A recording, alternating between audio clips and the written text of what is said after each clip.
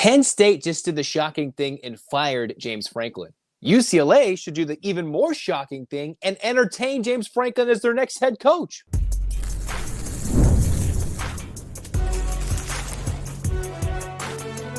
You are Locked On College Crossover, part of the Locked On Podcast Network.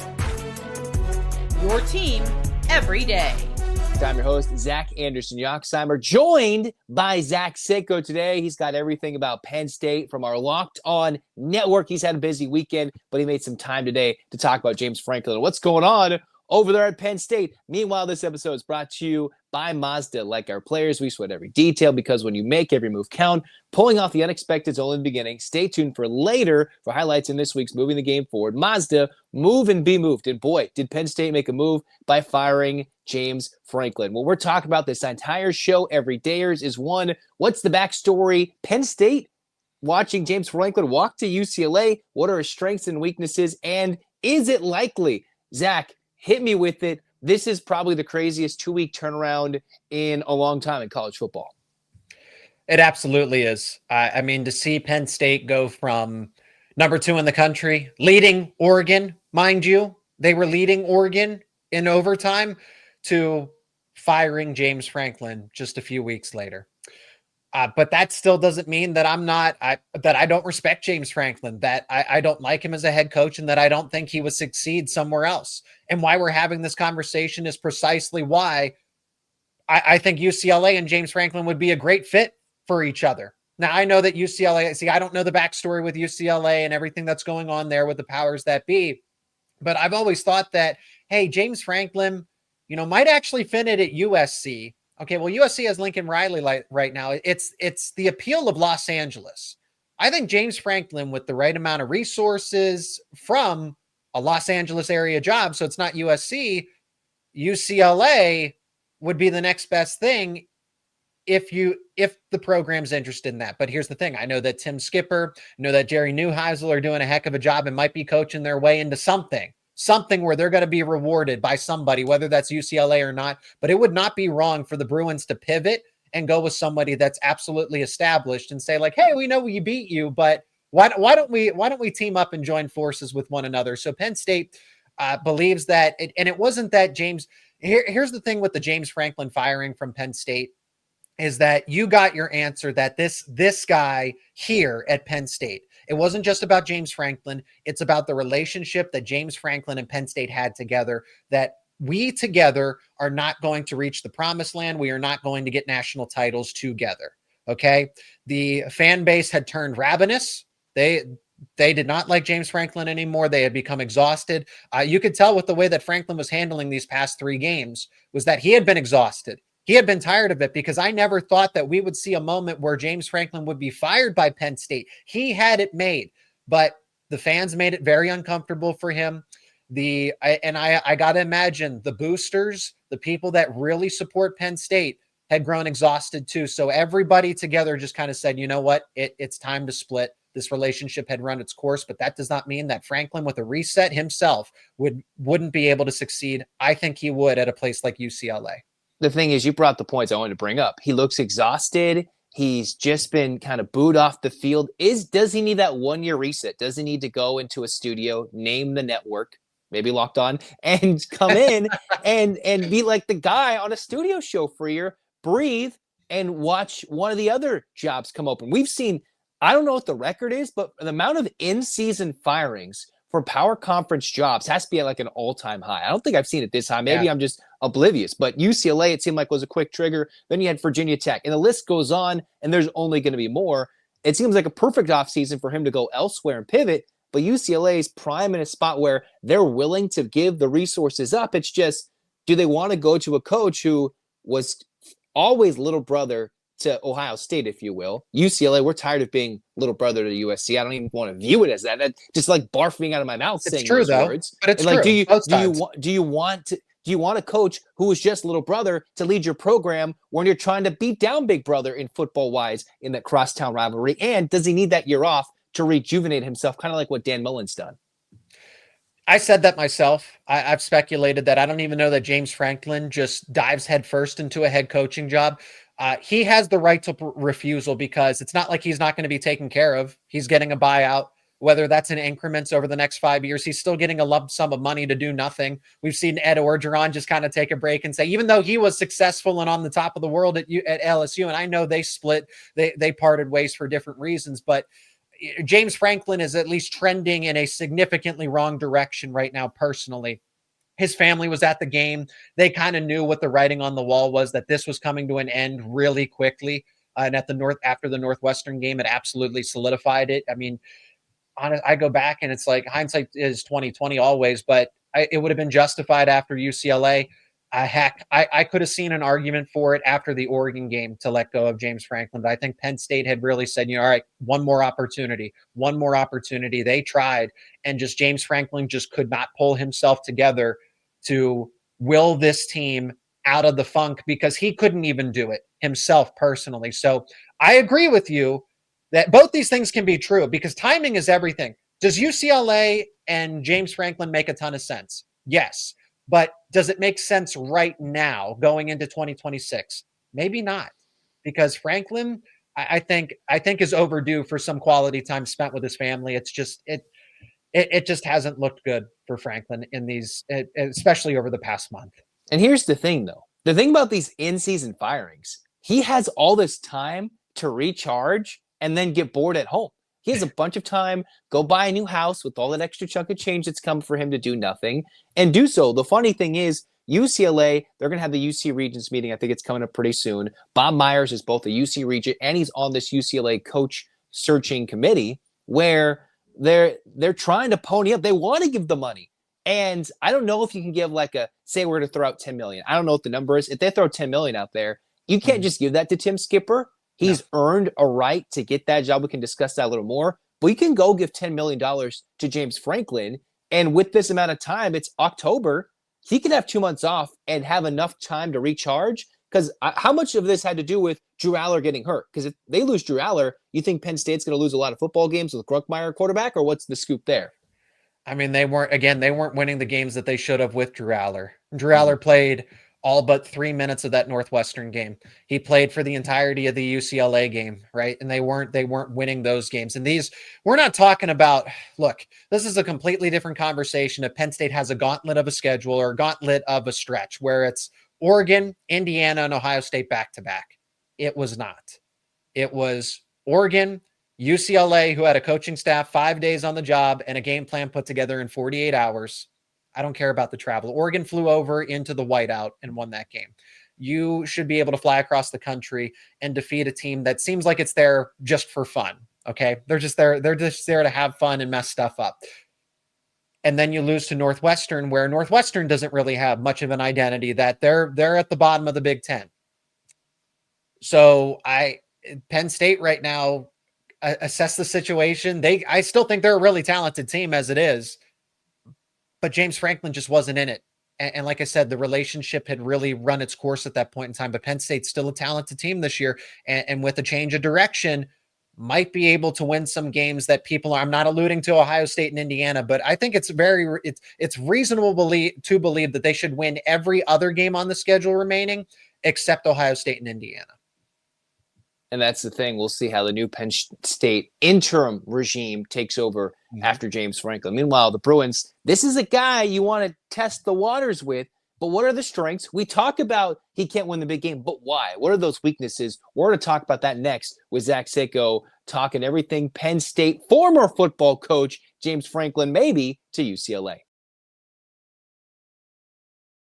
Well, it's time to tell you what this episode's brought to you by. Mazda's moving the game forward for those who believe it's not just about playing the game, it's about redefining it. And there are moments that do more than just put points on the board. They move crowds, they move culture, and keep moving the game forward. Talk about a UCLA program that was seemingly in shambles, and out of nowhere, you have Tim Skipper, you have Jerry Neuheisel, putting this team in position to succeed, moving the program forward with the likes of a Jalen Berger in this game against Michigan State over the weekend. Came in 3 touchdowns against his former school. 3 on 16 touches between rushing the football and catching the football. Came out of nowhere and had a great game for UCLA, revitalizing this program and moving it forward into an exciting finish here in 2025. And when you follow what moves you, the unexpected, it's only the beginning. And just like there's more to every highlight, there's more to a Mazda vehicle. Mazda, move and be moved.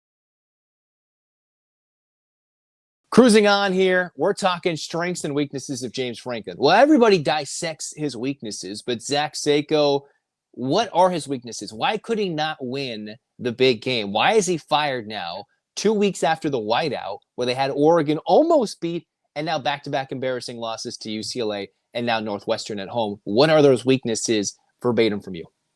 I mean, the weaknesses are going to stem from the in-game coaching decisions. A lot of debate around how much control does James Franklin have? Does he meddle too much? Does he meddle too little?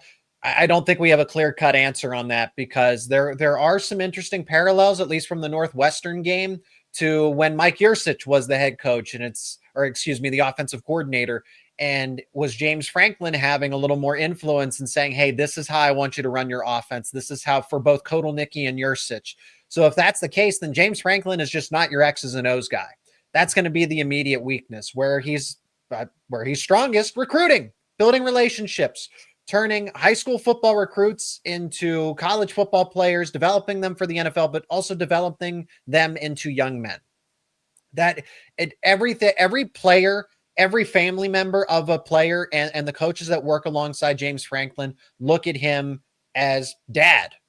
This guy just, he puts his heart, sweat, blood, and tears into developing the program and the people personally, the people and who they will become as people. So there's that. If you're looking for that family connection, if you're looking for that camaraderie, that unity, you are going to get that from Franklin. You will not find a former player that's just ready to dunk on James Franklin and say, I didn't like. No, it is 99.9% of people that have played under James Franklin, worked for James Franklin at Penn State, that have very kind things to say about him. So if you're looking for that, if you're looking for a program rebuild, if you're looking for somebody to get you to that 9-3, 10-2 spot, like I said, I think with the right amount of timing, I don't know that this happens right now for UCLA. So we'll predict that. But James Franklin leading UCLA, you give him 3-4 years and really support him, he's going to bring those same values and that same culture to UCLA. But you do compromise on those close games. You do compromise on the X's and O's, but can you get a staff that maybe is able to offset that? That was the idea, but that, like I said, you gave James Franklin everything he asked for, and he still couldn't deliver. So that's the debate there. Oh, go get the coordinators that will offset those X's and O's issues. Okay, well, Penn State had that, and they still didn't. They still didn't manage to win those big games. The other thing I'm hearing from you is it doesn't seem like he's lost the locker room. He lost the fan base, pretty much lost the administration at this point when it came to the wins and losses. But it doesn't seem like he lost the locker room. UCLA earlier this year, when they got smoked by New Mexico, it seemed like they kind of quit on the field and needed a new energy. Tim Skipper brought that. Is this where Penn State was headed? Even though he hadn't lost the locker room, it was more of it's so dismal they're booing him on and off the field that they just had to make a move? That's definitely from Penn State's thing, but the players weren't giving as much effort as they could have and should have. They were definitely the locker room was lost from the sake of those guys aren't going to support James Franklin, but they're not going to go out there and give you the best fight that they can. Okay, it was a mix of everything. It was missed assignments. It was a lack of execution. It was coaching at times. It was truly, and who does that fall on? The head coach. It falls on the head coach at the end of the day.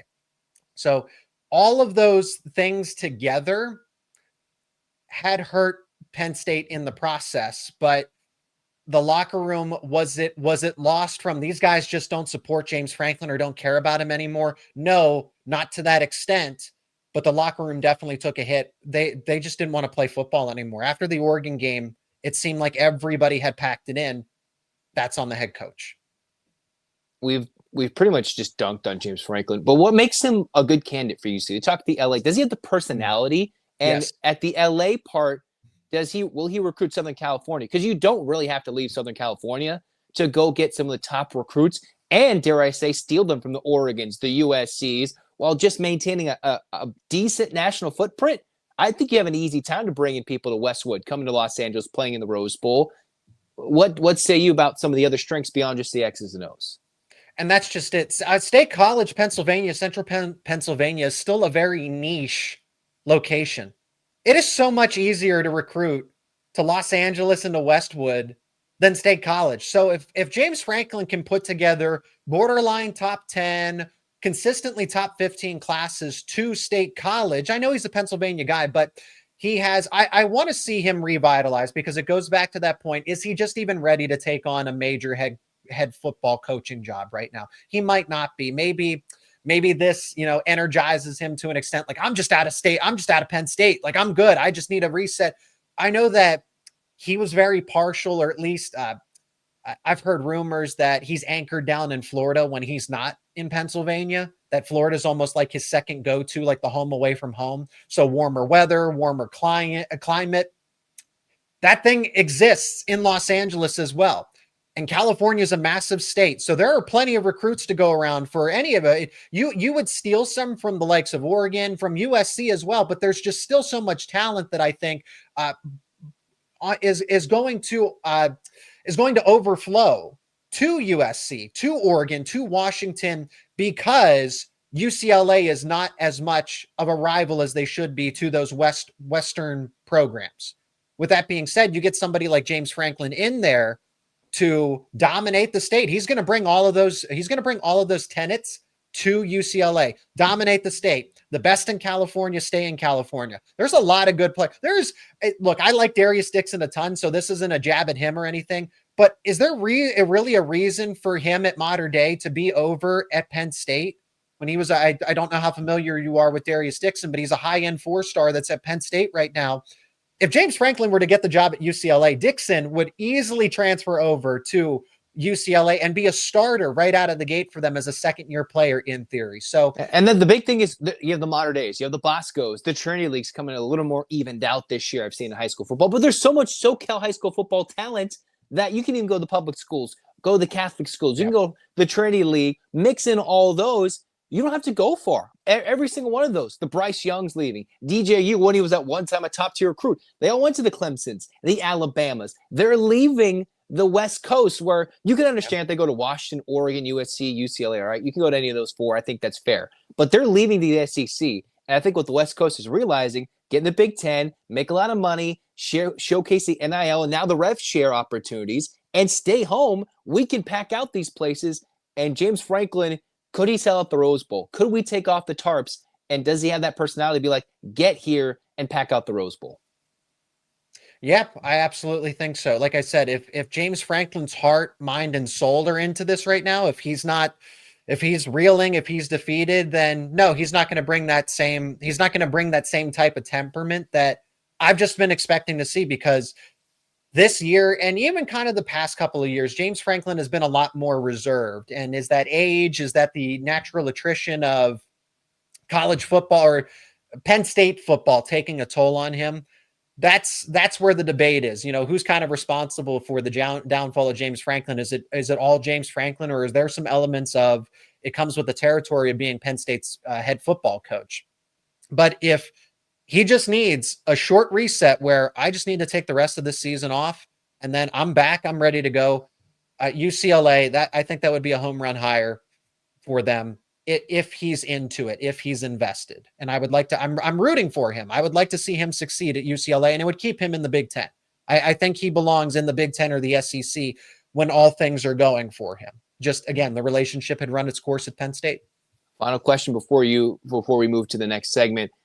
Do you think he's a coach that we've started to see basketball and in football that just hates the rev share, that hates the NIL part of it, the transfer portal? I believe Penn State, they lost their backup quarterback when they're heading to the playoff, when the transfer portal opened before they shifted the window, right? If I'm not mistaken. And he did encourage the guy, what was it, Bo Perbula, who left in the middle of a playoff run for a team that if, Drew Aller got hurt, that would have been pretty bad if things weren't going there. It didn't end up happening at that time. Is he kind of tired of the state of college football right now when coaches in both basketball and football are retiring with the transfer portal and recruiting the way it is? Like I said, James Franklin's not hurting for money. This buyout sets him up. This is probably going to be paid out over the next 4, 5, 6 years. So he will be paid as a head coach. And I don't know what happens to the buyout if he immediately takes another head coaching job. So again, we're going to answer that question, but it is exhausting. And in regard to Bo Prabula, they encouraged him. James Franklin encouraged him because it's, hey, at the end of the day, we have Drew Aller coming back. You don't deserve to sit the bench for another season. You can go start at another Big Ten school or an SEC school. And Bo Prabula is doing much better than anticipated on the national landscape. I don't think a lot of people expected Prabula to be as good as he is, but Penn State recognized that. And James Franklin said, we would rather take a hit potentially in a playoff run than set you up for less success by having you do. So he did what was best for the player in that given moment. And that's just kind of the person that James Franklin is. Someone sitting here listening to this or watching this and saying, I don't want that because he's not doing what's best for the team. Well, it's kind of to each their own at that point. Well, we've stopped caring a lot about the kid in the program. We stopped caring about schools when college football transitioned the way it is. If we wanted to make it for real, we would have more of a traditional mindset where we're not going to transfer 30 times while still giving these kids an opportunity to make money instead of just transferring every 5 seconds willy-nilly, and all of a sudden, next thing you know, they're transferring in the middle of a playoff run. I like the new window where at least there will be only 4 teams having to deal with that nonsense in terms of the transfer window, but that's a whole nother debate. We will discuss, though, in this continued debate, will James Franklin potentially flirt, continue, negotiate, look at UCLA? Is it likely he ends up in Westwood? We'll talk about that next. Well, the NFL season is here, and FanDuel is an offer you don't want to miss. Well, the college football Saturdays are just as exciting because right now, if you're a new customer, you can bet just $5 and get $300 in bonus bets if you win. Again, that's right. Pick a bet, put down $5, and if it hits, you'll unlock $300 in bonus bets to use across the app. The easy money these last couple of weeks would have been UCLA's kind of a bit underdog these last 2 weeks, namely to Penn State, and more than a touchdown underdog to Michigan State on the road. The Bruins just blew that out of the water. Now, trending this week, we'll see where the final line ends up. But if you look at FanDuel, UCLA, a favorite against Maryland. You want to check that out because the Bruins are trending in the right direction. If you're a new customer, you can go win $300 with just a $5 bet as a new customer. So what are you waiting for? Visit FanDuel.com to download the FanDuel app today and get started. Most people can't name all their financial accounts and even what they're worth, whether they're 401ks, properties, investments. I don't even have the full picture. And, for me, you can end up leaving money on the table like I may have done. And that's why there's Monarch Money. It's an all-in-one personal finance tool that brings your entire financial life together in one clean, easy-to-use interface on your laptop, on your phone, because it's built for people with easy lives. Monarch. Instead of having the moms, they're going to bug you. What do you do with your life financially? How do you invest? And I'm just like, Mom, I got Monarch Money. It's the thing that you've been trying to get me to do. Monarch Money links all my accounts in minutes, sees the clear data visuals, and gets smarter categorization of your spending. And now I'm in control of my money, and my mom's not just bugging me all the time. Don't let financial opportunities slip through the cracks. Use the code LOCKEDONCollege at monarchmoney.com in your browser for half off your first year. That's 50% off your first year at monarchmoney.com with the code LOCKEDONCollege. James Franklin currently has the best job coveted by everybody outside of a backup quarterback at the NFL spot. That is fired head football coach. So Zach Seyko, I'm Zach Anderson-Yoxsimer. We're still discussing the James Franklin potential to UCLA. Now, finally, the part where you're all wondering, is it likely? Does a man who's getting paid, close to $50 million, Seyko? Is that right? Close to $50 million to sit and do nothing? Over yes, a few years? around there. Around it's either $50 million. Yeah. Just shy of Jimbo Fisher's number not too long ago, where you get paid to do nothing. Now, is that something where you can be complacent and enjoy family life and be set up for the rest of your life? Or does he really want to coach, right? We haven't seen Coach O in a while. Haven't seen, Jimbo in a minute. We've seen a lot of guys take some years off before they take their next venture into college football. What makes this likely or not likely from a fit standpoint to a timing standpoint for Coach Franklin to UCLA? It's definitely a logistics standpoint because I don't know the ins and outs of the contract buyout and what that permits or doesn't permit James Franklin. You don't want to take the risk of losing that buyout or significant portion of it by pursuing another job, especially if you're not ready. So that is the thing that leads me to believe that James Franklin very well might take a year off, because why jeopardize $50 million plus that you're guaranteed for taking a job where you might just not have it these next 2 to 3 years. Okay. As much all the positives I say about James Franklin, it's true. But what we've also agreed on here is timing is everything. If his heart's not in it, if his mind's not in it, don't rush it. Don't risk it, especially packing up everything that you've known for a decade plus in Pennsylvania to fly all the way cross country to California where you don't have any previous history. Okay. So while I say and assume that, yeah, Los Angeles is a great fit for Franklin and his family, it's not a guarantee that it is going to be a slam dunk hire, even though I'm led to believe it is. So from the logistics, from not giving up that $50 million, give or take, if the agreement between Penn State and James Franklin is that he can't coach in the next year or two, then he's probably not going to. Why would he do that? There's no point to. You take all that money, you bring it all, and then you rock and roll. Hey, I want to enjoy a year off. One of the most talked about things in college football. It's okay. He can go, find a nice little remote, secluded spot with all that money. He can go buy a second or third home. You would think if you spend it well, right? That's why you use Monarch money to put your investments on the right spot. And maybe you buy that third home in Los Angeles and start the process of settling in, because who knows who UCLA goes with and if that's going to work. I mean, Deshaun Foster, I don't know if it was a 5 to 10 year plan, but it was a very short 15-game plan. When you try all these teams try to get you to buy mini plans, that was what the Deshaun Foster hiring was. But if you're UCLA, why would you go after James Franklin if he just got out coached by Tim Skipper and Jerry Neuheisel? I mean, they didn't even put a spy on Nico, who ran on them over and over and over and over. And he's still running, I think, Seyko. He's still running. Like, why would you go after him after he just got out coached by Tim Skipper, the current interim? Yeah, that's the idea. And then James Franklin would probably say to that, well, my coordinators didn't live up to the game. We didn't call the game plan accordingly to the way we had coached it and practiced for it the week leading up to the game. And he's going to say, hey, this is just the reset that I need, because he's going to admit it was just over at Penn State.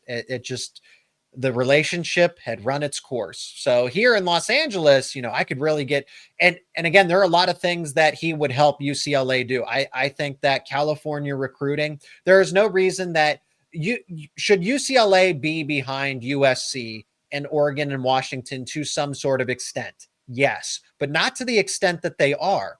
With the right head coach, UCLA should be losing maybe a 60 to 40%, right? It should be 60% USC wins those recruiting battles and 40% UCLA does. There's really no reason for it to be 80 to 20% or 90 to 10%. That's embarrassing. But with the right head coach, it can almost be a 50-50 split where you're going after the same California recruits and UCLA gets its fair portion. Take out the buyout portion there, Seyko.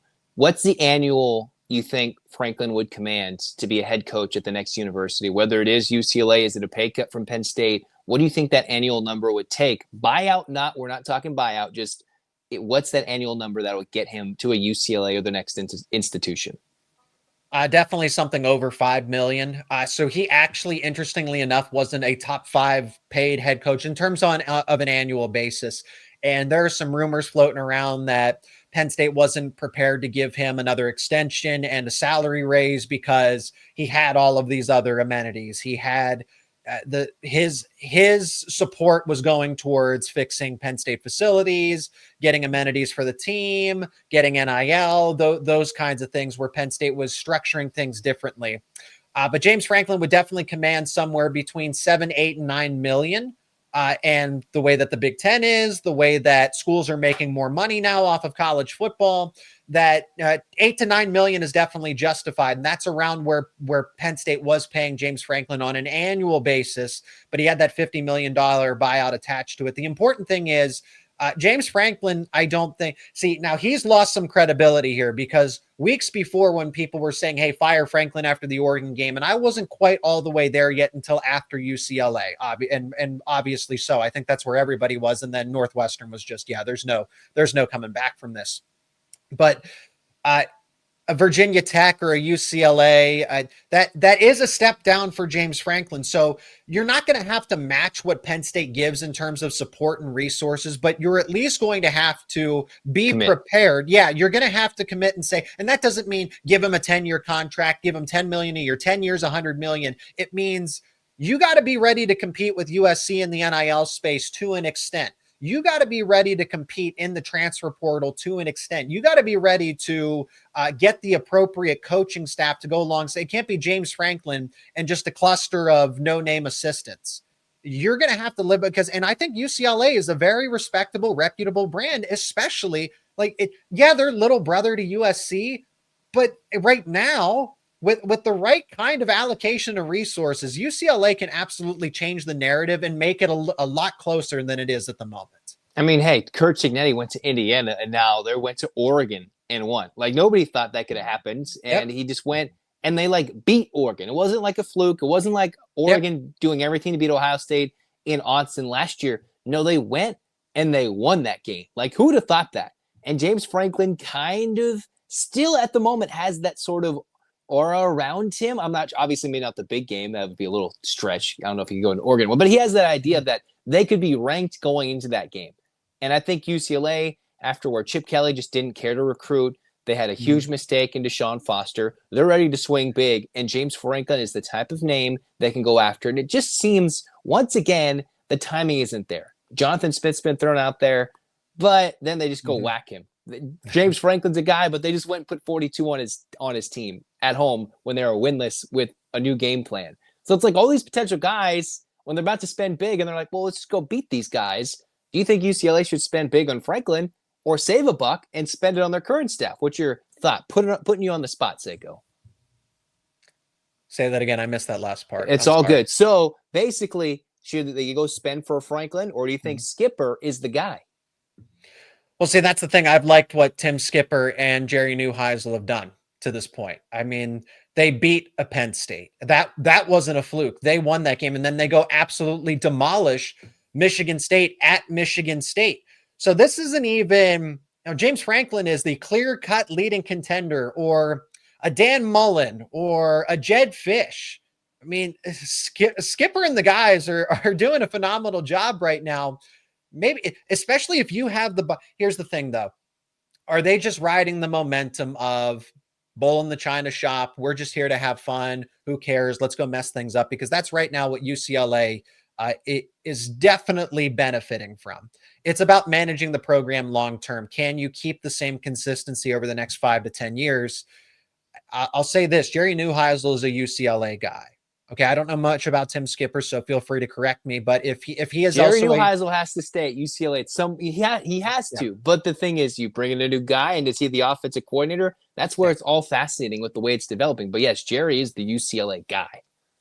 Right, and that's kind of what Deshaun Foster was supposed to be. You took that. See, that's the thing. You took that risk with Deshaun Foster, being he's a UCLA guy. Let's take a risk on him that he can outperform our expectations, and that did not happen. So I like Tim Skipper, and I like Jerry Neuheisel. I think you have to find a way to keep Jerry Neuheisel at all costs and make him some sort of influential. But is he really, now that he's kind of proven himself, is he going to take anything short of an offensive coordinator spot with UCLA? And if you bring in James Franklin, he's going to want his own guy. As much as he might respect Jerry Neuheisel, I don't know that, oh yeah, I'll just keep him as my offensive coordinator. So there's a lot of things that you have to consider. But if I'm UCLA, I personally do not keep Tim Skipper. I find a way to see if you can get the best of both worlds, get James Franklin or a Dan Mullen or a Jed Fish to consider coming here, being the head coach, and taking on Jerry Neuheisel to be your offensive coordinator. If you can kind of marry the best of both worlds right now, that's UCLA's best outlook. But to say that these guys are going to keep UCLA humming along for the next 5 to 10 years is probably unlikely, because it's not about how do you coach on Saturdays. It's how do you manage the program 365.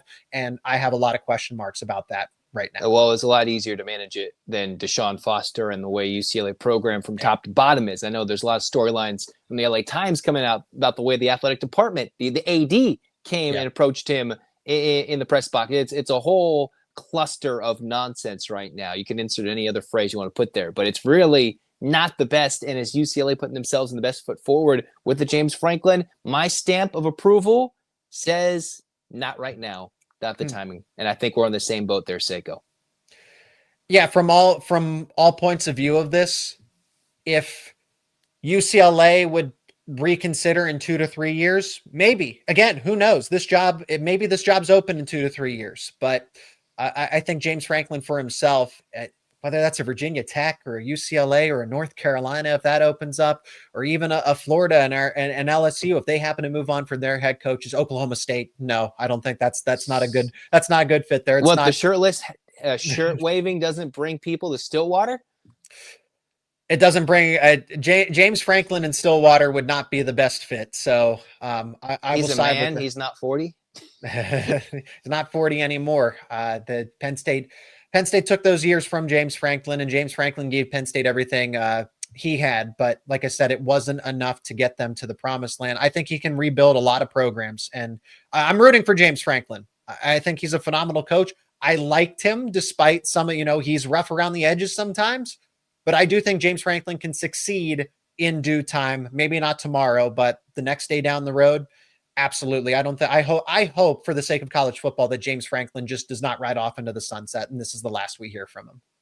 All right, there you have it from Zach Seyko of Locked On Nittany Lions. He's got everything. That is this crazy Penn State situation. A couple weeks ago, we were thinking Penn State blowout. Now, we want to steal your head coach or former head coach, or actually our interim's better than the former head coach. I don't know what's going on. College football is nuts. There's Zach Seyko. Thanks for coming on the show. I'm Zach Anderson-Yoxsimer saying like, comment, subscribe, download. Thanks for your support. Thank you for listening and watching every dayers. This has been Locked On UCLA. Both Zachs saying go Bruins. Maybe not go Bruins, but, go Bruins. Thanks for tuning in.